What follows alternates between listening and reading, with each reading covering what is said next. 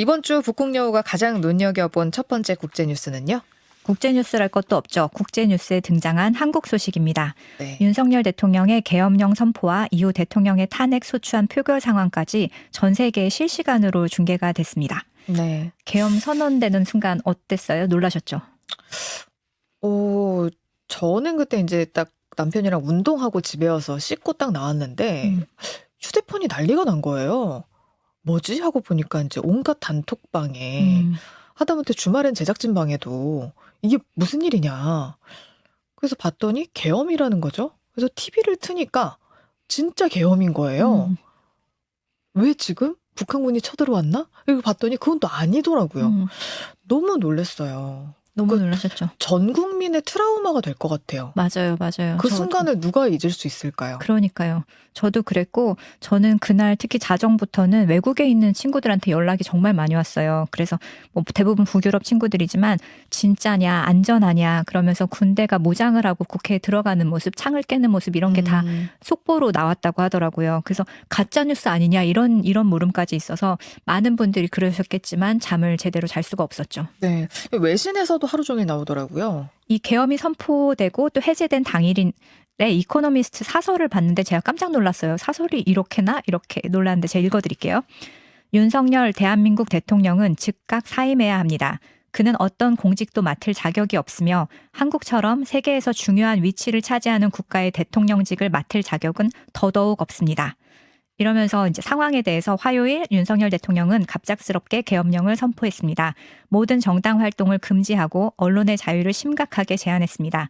하지만 야당 의원들이 국회에 바리케이트를 치고 수천 명의 용감한 시위대가 거리로 나서자 갑자기 6시간 만에 이를 철회했습니다. 한국의 젊은 민주주의는 큰 타격을 입었고 대한민국은 여전히 대통령을 유지하고 있습니다. 앞으로 몇 주가 어떤 일이 벌어질지는 대한민국과 동아시아 정치에 굉장히 중요한 영향을 미칠 것입니다. 이렇게 썼어요. 아니 근데 이 외신이 이코노미스트라는 거죠? 그렇죠.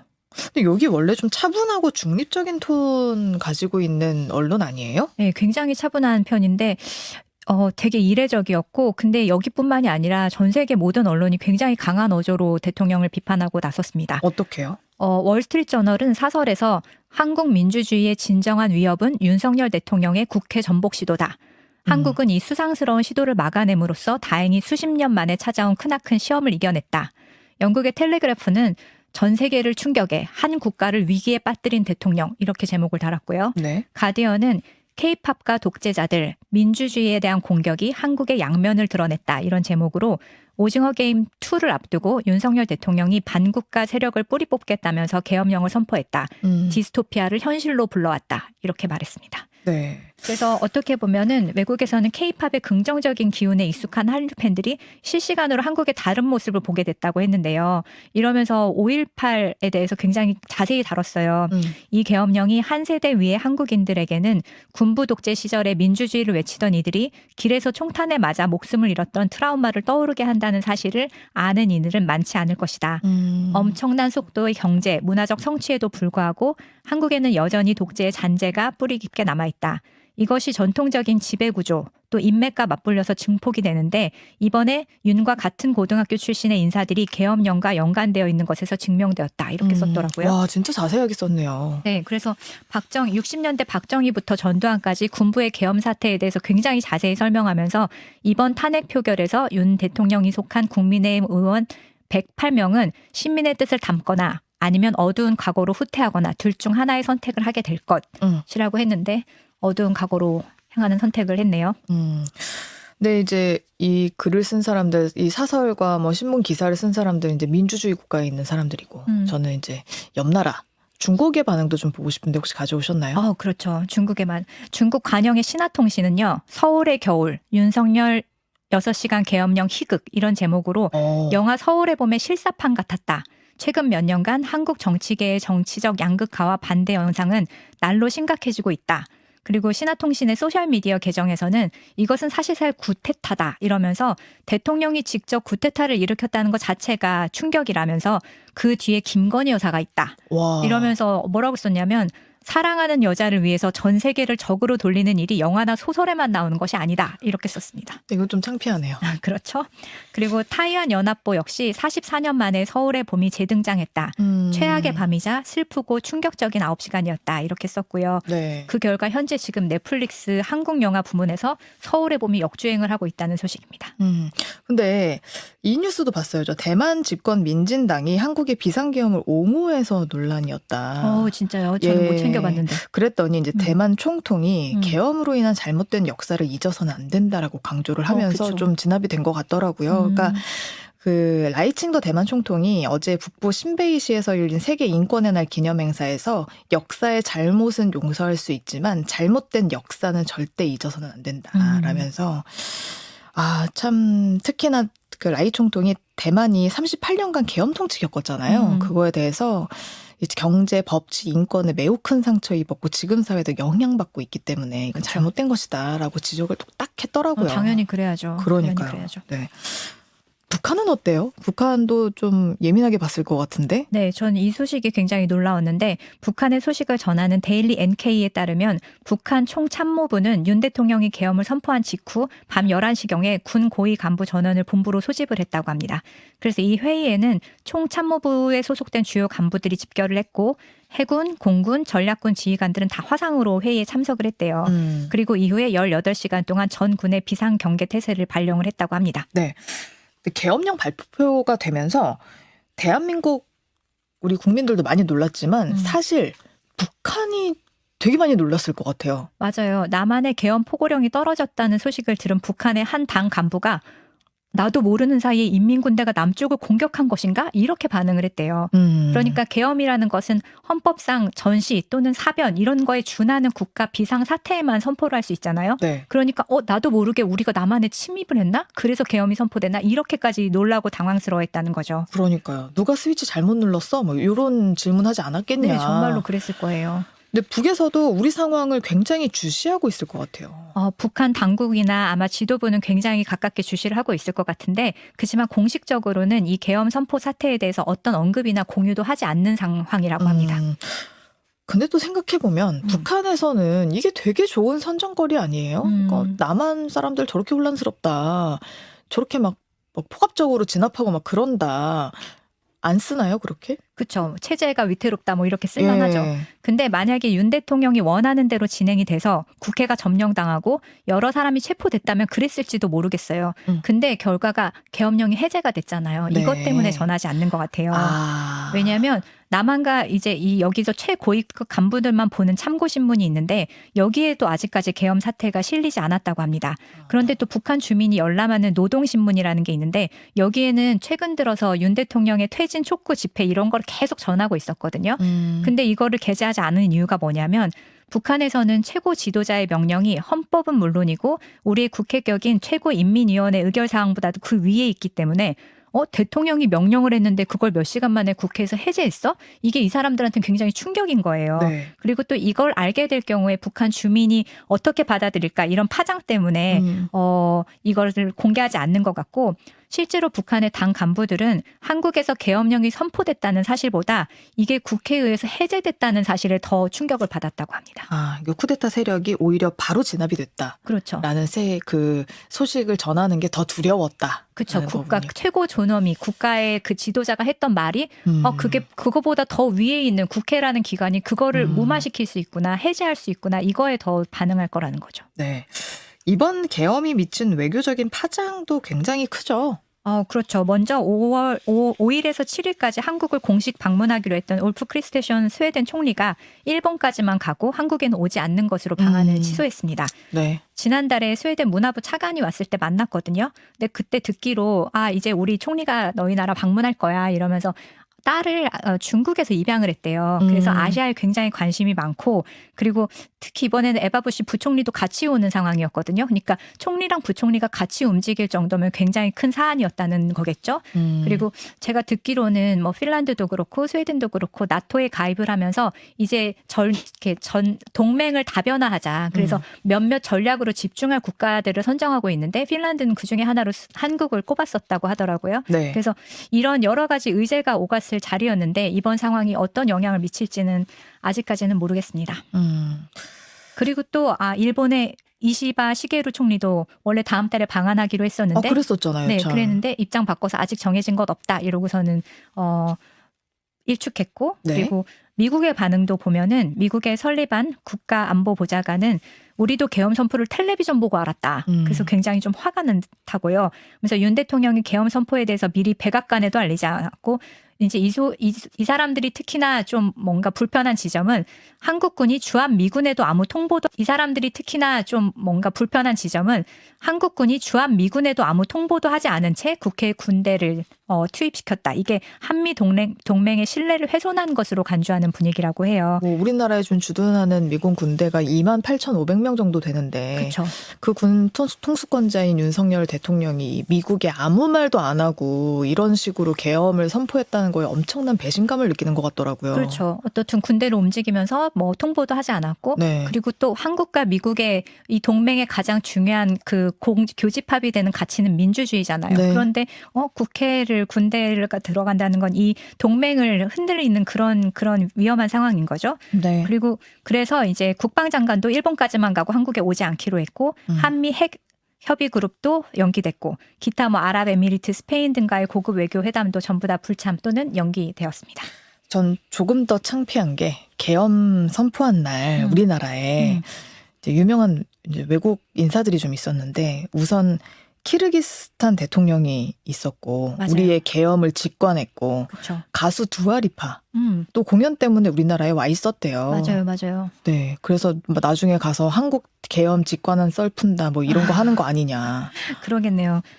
이게 보통 일이 아니니까 더군다나 한국에서 이 윤 대통령이 계엄을 선포한 시간에 말씀하신 것처럼 사디르 자파로프 키르기스탄 대통령이 한국에 체류 중인 상황이었습니다. 3일 오전에 윤 대통령이 자파로프 대통령하고 정상회담을 하고 포괄적 동반자 관계로 격상하는 공동 성명을 채택을 했는데 근데 제가 후문으로 듣기로 이날 대통령이 이거 회담 빨리 끝내고 점심 먹자 이랬대요. 그래서 이것도 사실 정해진 시간표가 다 있는데 이렇게 서둘러서 이래가지고 좀 뭐가 있었나 이랬다고 하더라고요. 네. 그리고 그날 밤에 계엄을 선포한 거예요. 근데 이게 다른 나라 정상이 있는 상황에서 비상계엄을 선포했잖아요. 네. 이게 엄청난 결례죠. 그래서 그렇죠. 문제 삼을 수 있죠. 그렇죠. 그래서 자파로프 대통령이 자국 매체에 나는 안전하다. 우리 수행팀 전부 다 안전하다 이러면서 긴급 인터뷰를 하고 자기의 안전을 그 국내에 말했을 상황이 됐으니까 굉장히 큰 결례였죠. 망신이죠. 솔직히 키르기스탄에서 문제 제기해도 아무 할 말이 없어요. 그렇죠. 대통령이 지금 한국에 가 있는데 한국에서 계엄 말도 안 되죠. 솔직히 거꾸로 생각해봐도 그러니까요. 말도 안 됩니다. 외교는 물론이고 대외적인 국가 이미지가 엄청나게 손상이 된 거잖아요. 근데 사실 이게 어제 오늘 일이 아니에요. 제가 기억하기로 과거에 이태원 참사 직후에 이제 저하고 친하게 지내던 외교관 한 분이 이한을 하면서 송별 모임을 했어요. 네. 그래서 이 자리에 되게 여러 나라 외교관들이 왔는데 사적인 자리였기 때문에 평소에는 들을 수 없는 이야기를 이제 허심탄회하게 나눴는데 이태원 사태 이후에 도대체 어떻게 한국에서 이런 참사가 일어날 수 있느냐 이해가 안 간다 하면서 본국에서 엄청난 문의가 많이 왔고 그러면서 제가 가장 마음이 아팠던 거는 뼈 아프게 느꼈던 거는 그 전까지는 이제 한국 베이징 또는 도쿄, 상하이에 그러니까 아시아 지부를 둔 그 나라의 회사 기업들이 굉장히 많이 연락을 했대요. 아시아 지사를 서울로 옮기고 싶다. 이러면서 여기에 대한 문의가 굉장히 많았는데 이태원 참사 이후에 정말 일순간에 사라졌다고 하더라고요. 네. 참